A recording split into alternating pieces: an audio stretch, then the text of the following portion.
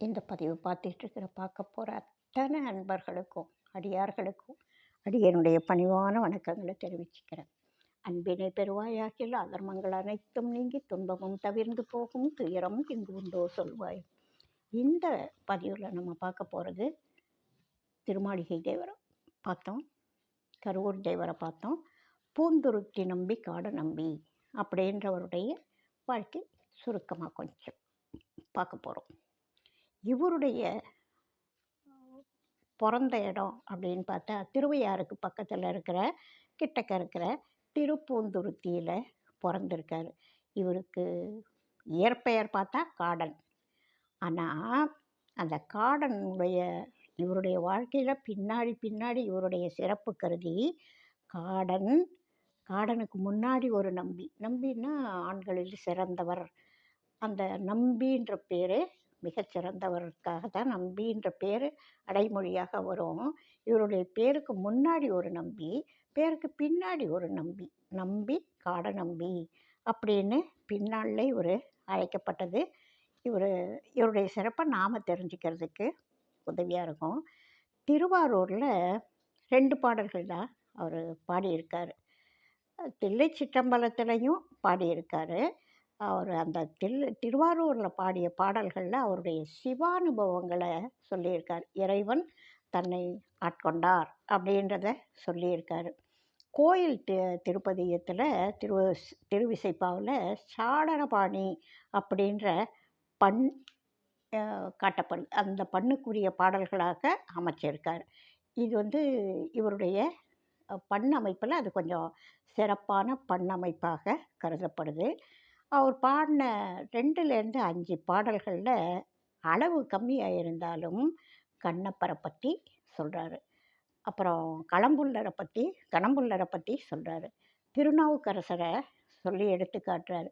திருஞான சம்பந்தர், சேரமான் பெருமாள், நம்பி ஆரூர் இந்த மாதிரி மெய்யடியார்களுக்கு தில்லையம்பனவன் அருளியவாறு அவர் எப்படி அருள் புரிஞ்சார் அப்படின்ற கருத்தை அந்த 2ஆம் பாடல்லேருந்து 5ஆம் பாடல் வரைக்கும் 2, 3, 4, 5 பாடல்களில் இவங்களுக்கு சிவபெருமான் அருள் செய்த அழகு உரைக்கப்பட்டிருக்கு.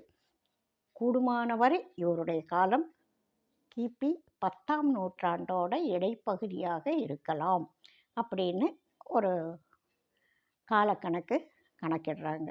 அந்த சமயங்களில் இவருடைய வாழ்க்கை இருந்திருக்கலாம்.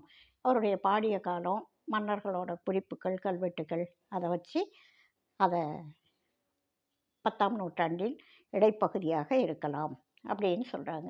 இவர் பல்லவர் குலத்தவர். பல்லவ மன்னர்கள் ஆட்சி பண்ணாங்க இல்லையா, அந்த பல்லவர்கள் குலத்து அடியாராக இருக்கலாம் அப்படின்னு நினைக்கிறாங்க. இவர் என்ன சொல்கிறாரு, கொஞ்சம் அவர்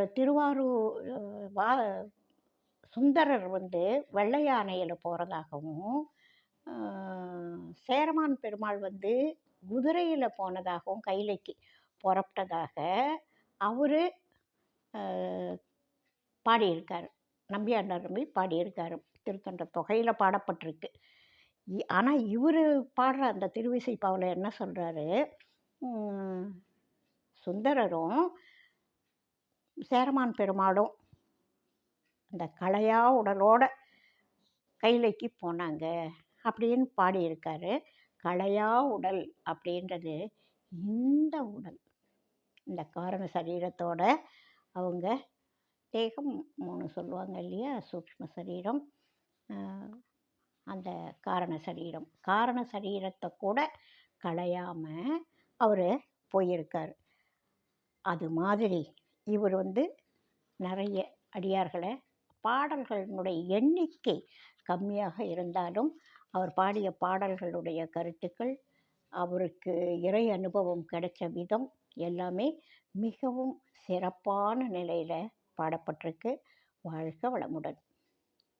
அடுத்த பதிவில் அடுத்த ஒரு மெய்யடியாரை பார்க்கலாம்.